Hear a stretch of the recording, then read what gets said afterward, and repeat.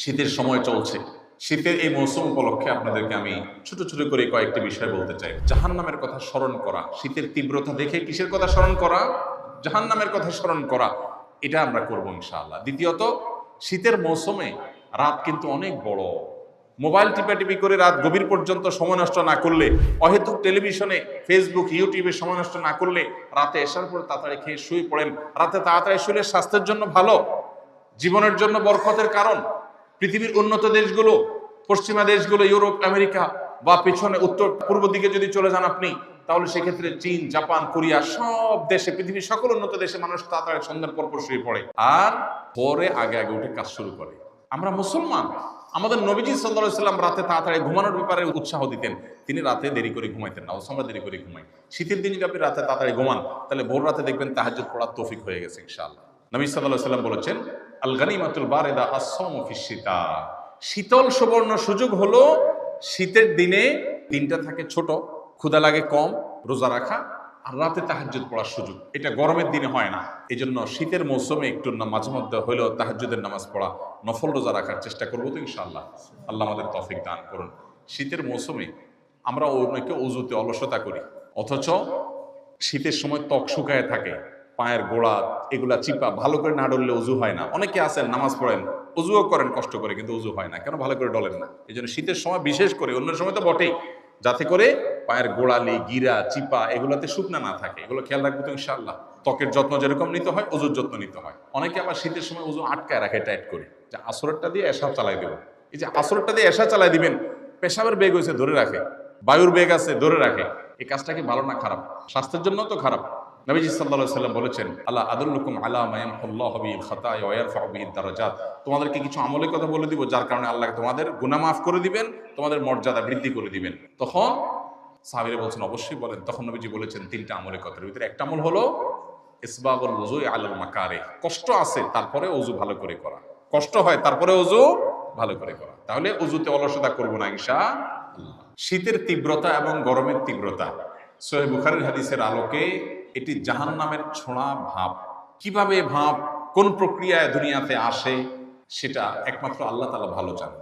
গরম এবং শীতের বৈজ্ঞানিক যত কারণ থাকুক না কেন, নবী করিম সাল্লাল্লাহু আলাইহি সাল্লাম থেকে বিশুদ্ধভাবে প্রমাণিত হাদিসের আলোকে আমরা নিশ্চিন্তে বা নিশ্চিতভাবে বলতে পারি যে এটার আসল সূত্র, মানুষ কিছু সূত্র আবিষ্কার করতে পারে, এর গোড়া থেকে গোড়ার সূত্র যেটা, সেটা হলো জাহান্নাম।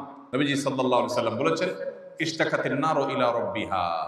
সহিহ বুখারীর হাদিস। তিনি বলেছেন যে জাহান্নাম আল্লাহর কাছে একবার অভিযোগ করেছে, করে বলেছে, ক্বালাত রাব্বি আকালা বা'দি বা'দা। জাহান্নাম বলেছে, আল্লাহ আমার এক অংশ আরেক অংশকে গ্রাস করে ফেলেছে। কিভাবে গ্রাস করে ফেলেছে? জাহান্নামের মধ্যে দুইটা বিভাগ আছে, একটা হলো আগুনের বিভাগ, আরেকটা হলো ঠান্ডার বিভাগ। জাহান্নামীদেরকে, পাপিষ্ঠদেরকে আগুন দিয়ে শাস্তি দেওয়া হবে, আবার ঠান্ডা দিয়েও শাস্তি দেওয়া হবে। আল্লাহ তাআলা আমাদের সবাইকে জাহান্নামের আযাব থেকে রক্ষা পাওয়ার তৌফিক দান করুন। প্রিয় ভাইরা আমার, জাহান্নামের আগুনের তীব্রতা কতটা? নবীজি সাল্লাল্লাহু আলাইহি সাল্লামের হাদিস বলছে, দুনিয়াতে আগুন যত তীব্র হতে পারে, দুনিয়াতে সব আগুন তো এক রকমের না। চুলার আগুনের তীব্রতা একরকম, আবার ফ্যাক্টরিতে যে আগুন জ্বালানো হয় সেটার তীব্রতা আরেক রকম, আগ্নেয়গিরির তীব্রতা ভিন্নতর।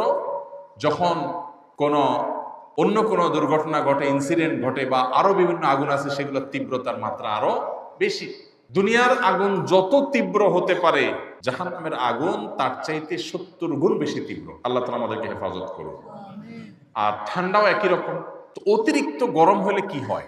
এই যে পাতিলে যখন রান্না করা হয়, মা চাচিরা যখন ভাত রান্না করেন, তখন ঢাকনা দিয়ে দিলে অতিরিক্ত গরম হলে মনে হয় যে ব্রাস্ট হয়ে যাবে, এরকম অবস্থা হয় না? তো জাহান্নামকে উত্তপ্ত করা হচ্ছে। অতিরিক্ত উত্তাপের কারণে জাহান্নামের এক অংশ আরেক অংশকে গ্রাস করার মতো, রাক্ষসের মতো অনেক প্রাণী নিজের বাচ্চা কামড় দেয়, নিজের শরীর কামড় দেয়। অতিরিক্ত রাক্ষসের ভাবের কারণে জাহান্নামের এক অংশ আরেক অংশকে খেয়ে ফেলার অবস্থা হয়ে গেছে। তখন জাহান্নাম আল্লাহর কাছে বলেছে, জাহান্নামের ভাষা আল্লাহ বুঝেন, যে আল্লাহ আমার এক অংশ আরেক অংশকে খেয়ে ফেলছে। ফাআযিনা লাহা বিনাফাসাইন। নবীজি বলেছেন, তখন আল্লাহ তাআলা জাহান্নামকে দুইটা নিঃশ্বাস ছাড়া সুযোগ দিয়েছে। নাফাসুন ফিস সাইফ ওয়া নাফাসুন ফিস শিতা। একটা নিঃশ্বাস গরমে আর একটা নিঃশ্বাস শীতে ছাড়ার সুযোগ দিয়েছে। জাহান্নাম ছেড়েছে। ফাহুয়া আশাদ্দু মা তাজিদুনাহু মিনাল হার ওয়া আশাদ্দু মা তাজিদুনাহু মিনাজ জামহারির। দুনিয়াতে তোমরা যত গরম অনুভব করো, এটা জাহান্নামের গরমের তীব্রতা এর চেয়ে কতগুণ বেশি। যে ছোঁড়া ভাব যদি অবস্থা হয়, তাহলে মূল জাহান্নামের অবস্থা কি হবে? এই জন্য ভাইরা, গরমের তীব্রতা এবং এখন যে শীতের মৌসুম চলছে, বিশেষ করে এখন সারা দেশে কনকনে শীত শুরু হয়ে গেছে, উত্তরবঙ্গে পঞ্চগড়ের দিকে ভয়াবহ শীত শুরু হয়েছে। এই শীতের তীব্রতায় আমরা আল্লাহকে স্মরণ করব। জাহান্নামের কথা আমাদের স্মরণ আসা উচিত এই হাদিসের আলোকে, যে আল্লাহ, এই যদি হয় জাহান্নামের ভাব, যেটাকে আপনি পৃথিবীর বিভিন্ন প্রান্তে এক এক সময় এক এক জায়গায় বন্টন করে দেন আপনার কুদরতি সিস্টেমের মাধ্যমে, আল্লাহ, এই যদি হয় জাহান্নামের ছড়া ভাপের অবস্থা, ভয়াবহতা সহ্য করার ক্ষমতা নাই আমাদের, জাহান্নামের শাস্তি, সেটা আগুন হোক আর ঠান্ডা হোক, সেটা কত ভয়াবহ হবে আল্লাহ আপনি একমাত্র জানেন। এই জন্য এরকম তীব্রতায় ওরে মারে ওরে বাবারে না বলে আল্লাহর কাছে জাহান্নাম থেকে পানা চাইব। আল্লাহুম্মা আজিরনা মিনান নার। আল্লাহ, জাহান্নাম থেকে আপনি আমাকে পানা দান করেন। চেষ্টা করা যাবে না ইনশাআল্লাহ? জাহান্নামে যেতে হয় যেসব কাজের কারণে, সেই কাজগুলো আমরা পরিহার করবো তো ইনশাআল্লাহ? আল্লাহ আমাদের সবাইকে তৌফিক দান করুন। শীত উপলক্ষে আরেকটা জিনিস খেয়াল করবো, বহু মানুষ শীতের কষ্টে থাকে, এদেরকে আমরা এক জোড়া মোজা কিনে দিয়ে, কয় টাকা লাগে? 20-30 টাকা দিয়ে পাওয়া যায়। একটা বাচ্চাকে এক জোড়া মোজা কিনে দেন, একজনকে একটা কানটুপি কিনে দেন, কয় টাকা খরচ হয়? আর যাদের সামর্থ্য আছে তারা পুরা শীতের কাপড় কিনে দেন। আসুন্নাহ ফাউন্ডেশন থেকে আলহামদুলিল্লাহ এই বছর আমরা 20,000 পরিবারকে পরিপূর্ণ শীতের কাপড়, একটা করে হুডি, একটা করে চাদর, আর মাদ্রাসার স্কুলের বাচ্চাদের জন্য, গরিব বাচ্চাদের জন্য পায়মোজা এবং কানটুপি, এবং গরিব মাদ্রাসাগুলোতে যেগুলোতে ছাত্র সংখ্যা বেশি, স্কুলগুলোতে যেগুলো আবাসিক আছে, সেগুলোর জন্য আমরা গরম পানির ফিল্টার, যাতে করে শীতের দিন বাচ্চারা পানি পান করতে পারে। অনেক সময় বাচ্চারা ঠান্ডা পানি পান করতে পারে না, পান করতে গেলে অসুস্থ হয়ে যায়। এগুলো আমরা দিচ্ছি।